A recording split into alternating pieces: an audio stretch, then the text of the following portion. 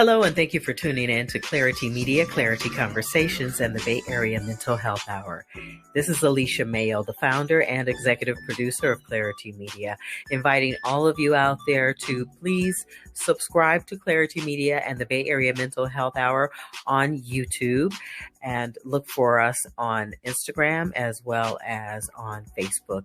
You can either find clari-tee Conversations, the Bay Area Mental Health Hour, clari-tee Media, or me, Alicia Mayo, on all of those platforms that you use, okay? And thank you again for your support, your subscriptions, your likes, your follows, all of that. If any of you out there have businesses and you're interested in advertising your business, products, or services, reach out to me. I have really affordable rates that I can quote you, and you can get your business elevated through the clari-tee Media platform. Thank you again all for tuning in to the programming. I hope you're enjoying it. If you have any questions or comments, reach out to me again at Alicia Mayo 430@gmail, or you can drop me a message on my cell phone at 707-430-8355. Yeah, I gave you my personal contact. It's okay because I care about you like that. Anyway, I hope you enjoy this programming of clari-tee Media, Black, woman-owned, nonprofit media. Fashionista, you should be a model, you should be on the catwalk. Fashionista, girl, you're stunner, let me see what you got. Fashionista, you should be a model, you should be on the catwalk. Fashionista, girl, you're stunner, let me see what you got. Assets of a model, pink gel on nails, a rare glasses, looking like the old gazelles. Designer bag, matching the Chloe Hills. Designer dress, designed by Raina Wills.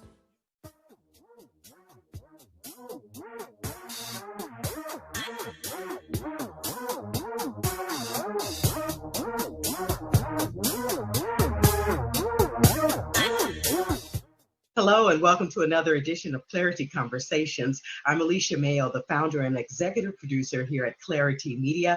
Please subscribe to my YouTube channel. You can find me at CLARI, capital T Media, on YouTube, Facebook, and on Instagram. November 3rd, Election Day, is less than a month away. Today we'll look at candidates, the issues and key battleground states, as well as strategies that are used to sway our votes in one direction or another. And joining me in this conversation is Professor of Politics at the University of San Francisco, Professor James Taylor. Professor, thank you for joining me today. Thank you for having me back, Alicia. The presidential and vice presidential candidates listed on the mail-in official ballot that I've received in the mail, along with others, include 6 parties and a space for a write-in candidate. They include the Green Party, the Libertarian Party, the Democratic, Republican, Peace and Freedom, and the American Independent parties. Some names are familiar, most are unfamiliar candidates. Choice is nice, but why does it always boil down to this dogfight between Democrats and Republicans? Well, that's a great question. And Americans definitely need another competitive party. We need about 3 more competitive parties in order to really bring about democracy in America. The 2 parties play off against each other. Tweedledee and Tweedledum is what we have in most introductory to American government texts. When you get to the chapter on political parties, which is about chapter 8 or 9, we have a whole section called Tweedledee and Tweedledum. The 2 major parties actually work together and conspire together in all 50 states to prevent competition. So those minor parties that you list actually were very successful, most of them in achievement.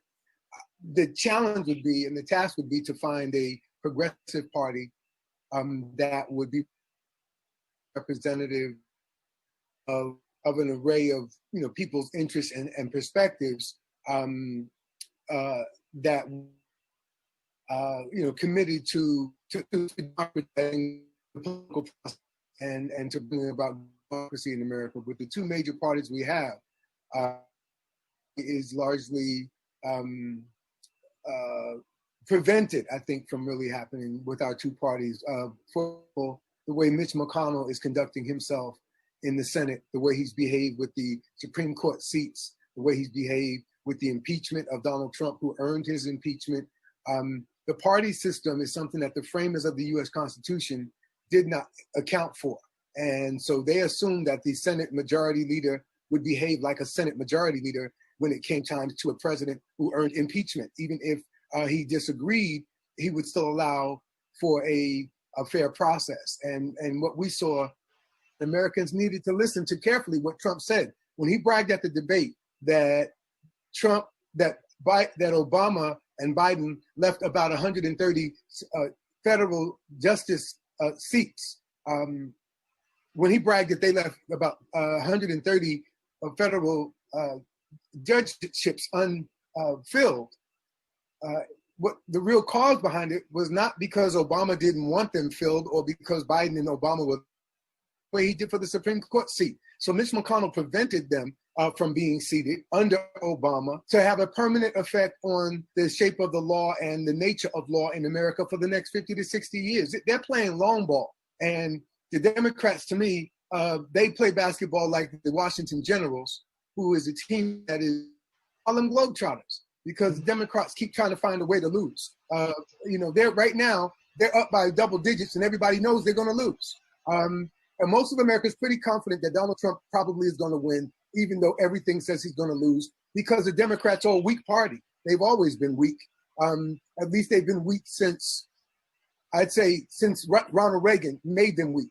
Since the 80s, the Democrats have gone soft, trying to be safe and centrist, and that makes them weak. Instead of being strong and liberal and progressive like under FDR and LBJ, just own who you are, be progressive. And the Democrats, since Bill Clinton and Ronald Reagan in the 80s and 90s, have become a party that is indistinguishable from the Republicans in terms of most things, except for the more draconian policy positions that the Republicans hold. But in terms of the functions of the two parties, like I said, in most political science scholarship, they're called Tweedledee and Tweedledum. Okay, that gives us some hope. Okay, so we have Trump and Pence versus Biden and Harris now, red versus blue. We have had the two debates already, flies on Pence and Harris, feminine energy described by Trump as monstrous, as he himself interrupted and couldn't follow the game rules with Biden, who at one point shouted at Trump to shut up. Now, if I were to use that same approach to be heard, I'd be considered an angry Black woman with a bad attitude, right? It's not a good look for anybody at this point or at any point, let alone a presidential candidate. Yeah. But I don't know if you want to comment about that. To me, those aren't the real issues. To me, the primary issues are domestic issues. What do you have to say about that? I think we've seen a whole lot of white men screaming out when they want to, whether it's Biden telling the president to shut up and calling him a fool and other things that in the normal presidential cycle, Biden's comments would have been fatal. They would have been fatal debate mistakes that would ruin his career, no different than Howard Dean scream out woo-ha, or Rick Lazio in New York in the Senate race, walking too close to Hillary, intimidating her physically on stage. That would have been that moment. But in the maelstrom that is Donald Trump, and in the chaos that is Donald Trump, almost everything is forgiven now. And I think that's sort of the double standard. The Democrats continue to impose a double standard on themselves that I think is fatal, that they continue to play by the rules and try to take the high ground. And the Republicans are stealing Supreme Court seats, betraying openly their promise never to have a Supreme Court nomination process so close to an election. And they stopped Obama 7 months out before his presidency ended. And now they're doing it as 5 million votes have already been cast, and they're doing it now. This is almost so hypocritical that it just, what stuns me as a student of American history is how the majority population is responding to all of this as if it's not serious or real because it doesn't affect them. So in a real way, it's almost like they're willing to forgive Trump of all of his other transgressions as long as he satisfies this cathartic feeling of dealing with the minority population as the majority population finds itself in distress in every state in the union in terms of its population decline. Compared to whites all over the world, the American white population is in decline, has a shorter life expectancy. We're talking about, the opioid crisis, where 130 are dying per day and outpacing gun deaths and auto deaths, opioid suicide and opioid-related deaths. That's almost exclusively for whites, and there's nothing in the crack era that comes close to that. There weren't 130 brothers being shot and killed a day, even in the worst day of the crack era. And yet 130 white people are dying a day because of opioids, and they're treating it as a medical health crisis, as they should have treated every other drug problem in society.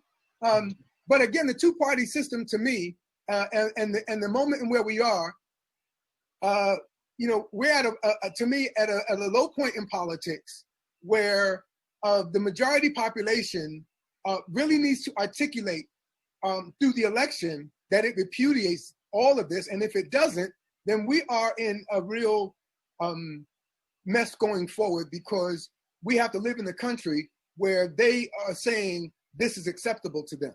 And to me, this is unacceptable. And so to me, these two things cannot coexist. The black population, unlike the white population, is actually exploding. The African-American population by 2065 is expected to be 65 million. By 2075, they expect the black population to be 75 million people. That's 30, 40 years, that's 50 years from now, right? And at the same time, the white population is in such sharp decline. And the Asian population is doubling. The Latino population is growing exponentially in every county in America. And so the only population in decline in America is the majority population. And so what we're seeing in terms of a lot of the political manifestations of it are this sort of, if we can't have it, you can't have it. We'll take it down. We'll bring America down before we let the minorities have it. This kind of sickness is a result of a vast social transformation that is happening, that everybody is experiencing, and that it creates anxiety for everyone. But these people, because of their default racism, think that they have a special right to make a special claim on this transformative moment affecting everyone, like it's their kingdom falling down. This has never, for 5 minutes, been a white man's country. They dominate. Out of chaos comes clarity. Subscribe to Clarity Media on YouTube. Follow us on Facebook and on Instagram.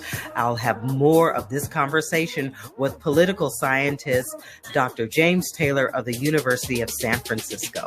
Thank you so much for tuning in.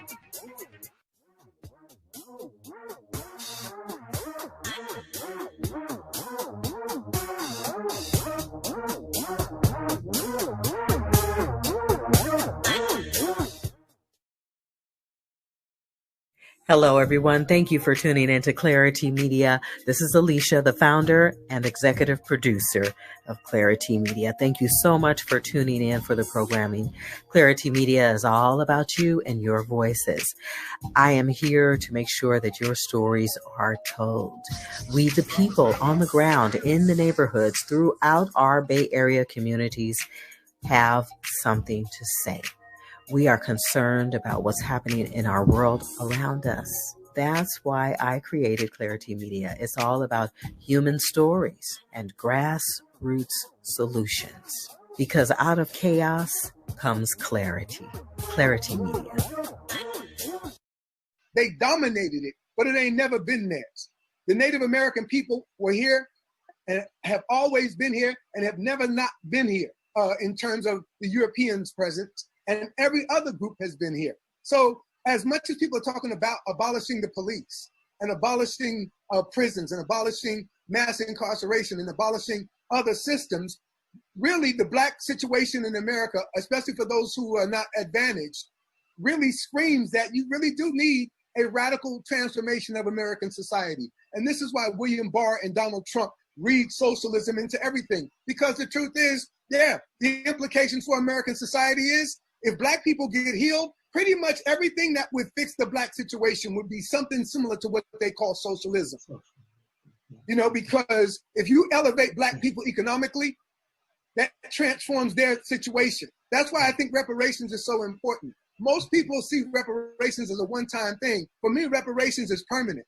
If slavery lasted 100 years, reparations should be 100 years. If slavery lasted 200 years, reparations should be 200 years. If slavery lasted 244 years, reparations should be 244 years. Plus another 68 years of Jim Crow segregation, plus the 50 years in the ghettos of America, where the American state created ghettos. They were not natural places. Only Compton and Harlem were natural ghettos, where whites had once lived, moved in, success out, and moved on. Most of the ghettos in America in LA, Chicago, Detroit, New York, Philadelphia, Cleveland were created by the American state structurally, bricks and mortar and doorknobs and windows and keys and beds. All of this was brought together by the American state. They created the ghettos. They were not natural places where other groups had lived and moved out of once they reached middle class. That's the exception. The rule is America created a black world called the ghetto. It spent trillions of dollars building it, making sure it would never flourish, making sure it was gray, drab, prison-like, miserable, not beautiful. They tried it in St. Louis at a place called Pruitt-Igoe that turned out to be a disaster. They tried it in Cabrini Greens, Nickerson Gardens, Jordan's Downs, Robert Taylor Housing, all over America. The American state, the American government invested billions in underdeveloping Black America, making sure it could not flourish. And that's what people don't understand. The American state was never neutral. It was never black versus white. It was the American state versus black, and white people used the state to keep black people down out of their personal prejudices. Personal prejudices were used in the state to control, to conduct state affairs at the level of public policy and public administration. Most police chiefs, most police leaders have degrees in public administration. And so when you see what the ways in which the entire social order has conspired to keep black people down and to artificially elevate whites, you end up with a crisis like we have right now, because as they feel that their world is in decline, instead of them relating it back to the state, they're turning it to other groups who are already down. And this is a kind of sickness that the white population needs to think about. Why are they turning on minorities as their status declines when the minorities are already, most of them, down at the bottom? We've been here. How are you going to be mad at minorities when you've had the whole social order, the state, the American state was never neutral. It was on white people's side only. And in their control. Only. And, so and this let's is talk for about, go ahead. I want you to finish. And when they begin to open up, when the opportunity structures open up in the 1960s and 1970s, of course, we have to hear all this talk about affirmative action and quotas and all of this. Noam Chomsky said recently, it wasn't until like the 1970s that blacks really got free from slavery. Now, I don't agree with that fully, because black people had a whole lot of victories over slavery and over a whole lot of stuff since slavery. So I don't want to give that to that the oppression has never been, has been relentless. It has been a constant. What happens occasionally is something good happens, like Reconstruction for 10 years. And then the racism goes back to quotidian the norm. And then civil rights movement breaks through. And then it goes back to the norm. And before that, Garveyism and the Harlem Renaissance breaks through. And then it goes back to the norm. And then you have Obama breaks through. And we're right back to the norm with Trump. And we are, for the foreseeable future, unless people stop this in November, going to be in the next 30 to 50 years of racial misery. That's what's coming. It's not racial unity and post-race, get along. Everybody's going to have everybody's going to make love and have babies, and the babies are going to be racially mixed, and race is going to go away. That ain't happened in 500 years. And anybody predicting that because of marriage and intermarriage, interracial mixing, somehow there's going to be a new non-racial future. Well, damn, we 500 years into this. It ain't happened in the past 500 years. What makes you think it's going to happen in the next? Black people ain't going to be erased out sexually, right? We ain't going nowhere. And we're growing, as I just said. And our in the American population is going from 310 million to 410 million. We still become, we don't become a larger percentage of the overall population, but we grow from 45 million, which is what we are now, to 75 million. And every other group grows too, which is why our percentage doesn't increase, but our numbers do. So what I'm suggesting, Alicia, is white supremacy and a population of 75 million Black people, police brutality, and a population of 75 million Black people, just like right now with 45 million Black people, it's unacceptable and they cannot coexist, and Black people will break it eventually, like they broke slavery. They will break policing in America, and they will reform policing in America, and they will force American policing to become de-racialized in the next 50 years. That's what's happening right now. Black America is breaking the back of racial policing, and every dead brother and sister is part of that reality. Sadly, tragically, we have to go through this. But trust me, Black America has its laser fixed on policing. I'm on 3 different committees. I'm on the committee here in Alameda County for overseeing all of Alameda County sheriffs. I'm on that committee with Nate Miley. And you were on the committee in San Francisco and all that. So yeah, committees at the chief level in San Francisco. Mm-hmm. At the chief level.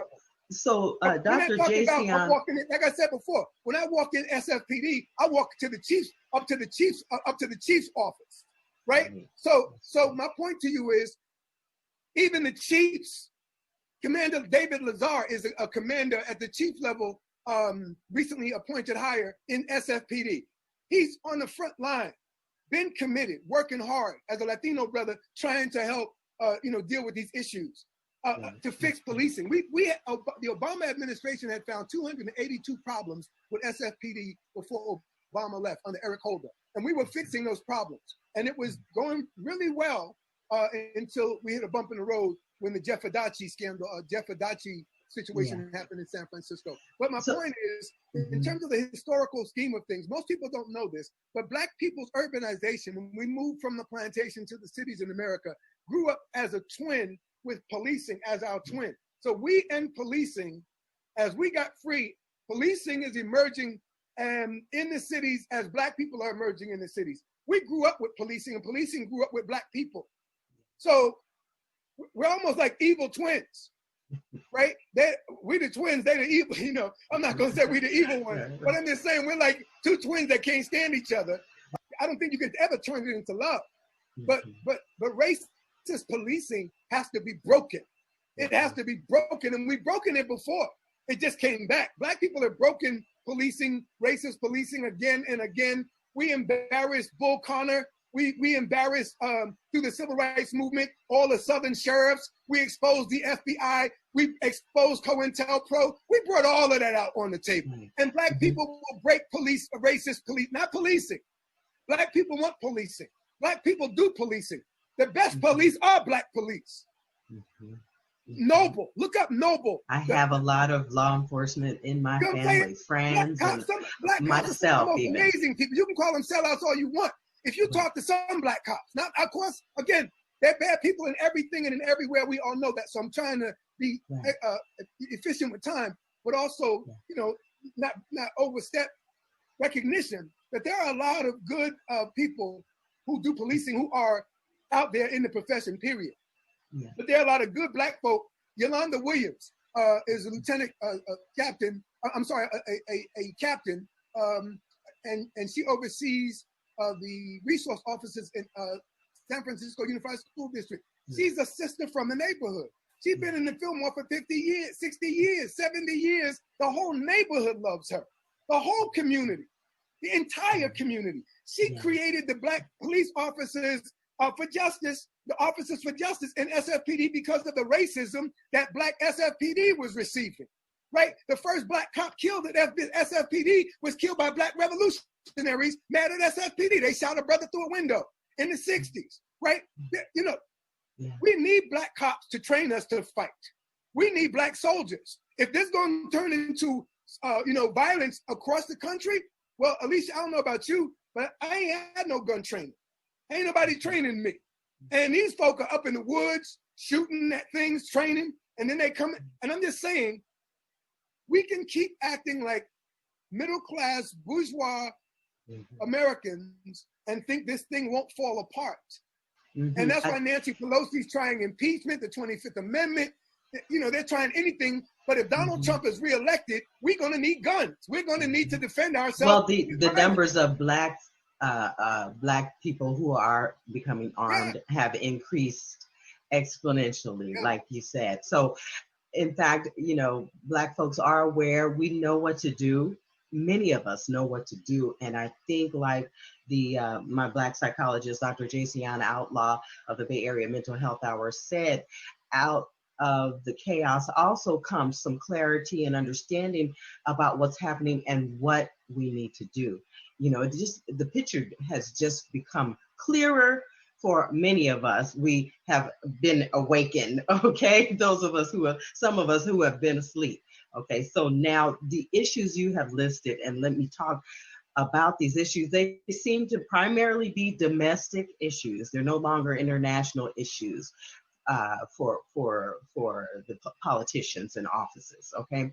We've got the COVID-19 pandemic shut down. We've got the economic decay, American poverty and debt, our employment crisis, small business losses, racial inequality, or like you call it, American apartheid, our failing healthcare systems, including our mental health crisis, which I believe is really like post-traumatic stress injury. We have all been injured by what's happening, and we're going to all need some counseling after all of this kind of settles down. The stress and anxiety are really high. Our education system, gun control, infrastructure, international trade relations, and national security, immigration. So many domestic issues. I'm exhausted. We've got to take things one subject or one area at a time. And I think it's, you know, a matter of prioritizing what's important. But this is it, folks. We are in serious trouble, as Professor Taylor has stated, if we don't get this right on November 3rd. So about those issues and getting it right on November 3rd, Professor, tell us just briefly what you feel about that, and then we'll go into the subject of key battleground states. The incumbency is at stake. Out of chaos comes clarity. Subscribe to Clarity Media on YouTube, follow us on Facebook and on Instagram. I'll have more of this conversation with political scientist Dr. James Taylor of the University of San Francisco. Thank you so much for tuning in.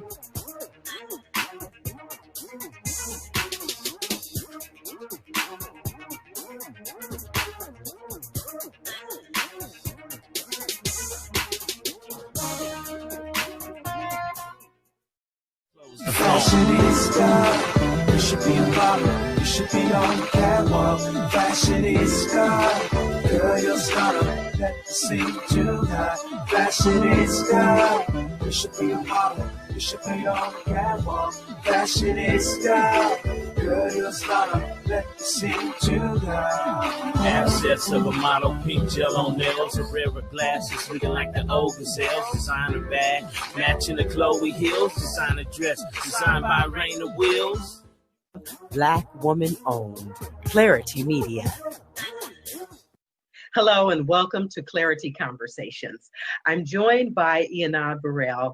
Ianad is a 2020 candidate for. Thank you for joining me here on Clarity Conversations, Ianad. Thank you for. What would you say the responsibility is of the trustee?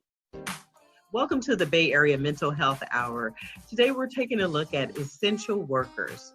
They're on the front lines providing services that threaten their health and safety. I'm joined today by my co-host and resident clinical psychologist, Dr. Jason Outlaw, clinical director of the Journey of Life Psychological Incorporated. Hello, and thank you for joining me, doctor, again. We are back. We are back. I'm excited to talk about a very important topic.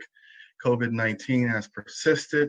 We have survived as a whole, as a species, but of course we are enduring rough and tough times. And so I'm very excited to cover a couple of topics that are related to COVID-19 from a mental health perspective.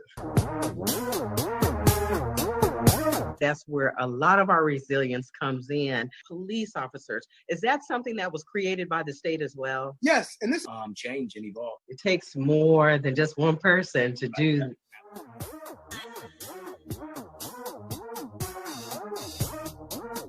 Okay, this So is how why I look. did you guys go for SSA and not hire a private investigator? Someone engaged in a workplace violence, but when you pick apart the details of what led to it, many times you can understand why they got there. And that's why I really wanted to have this conversation. We have got to get to the bottom of our issues, not just as Black people, as all people. We have got to pay attention to why things are happening the way they are. This platform, the Bay Area Mental Health Hour, is about mental health, but it is about the bigger picture, the whole human being. I spoke with clinical psychologist Dr. Jason Outlaw, who says it is time we finally process the trauma of more than 400 years of oppression, and we must sit in it. What do you think the most common emotional reactions have been to the recent event? Sure. The emotional reaction to what's been going on lately in our country does mimic the emotional reaction that we tend to experience as human beings in result of any crisis. So you certainly are going to see a lot of anger, frustration.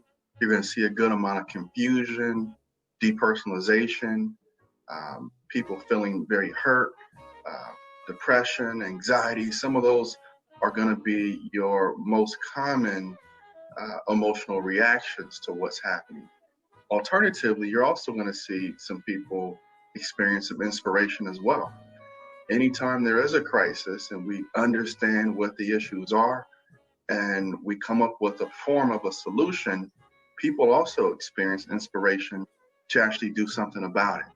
And all of these emotions that I mentioned can be experienced together. It doesn't mean that because you are inspired that you won't also be angry or frustrated or confused or hurt. So I want to make that point very clear. And that inspiration certainly. Black woman owned. Clarity Media.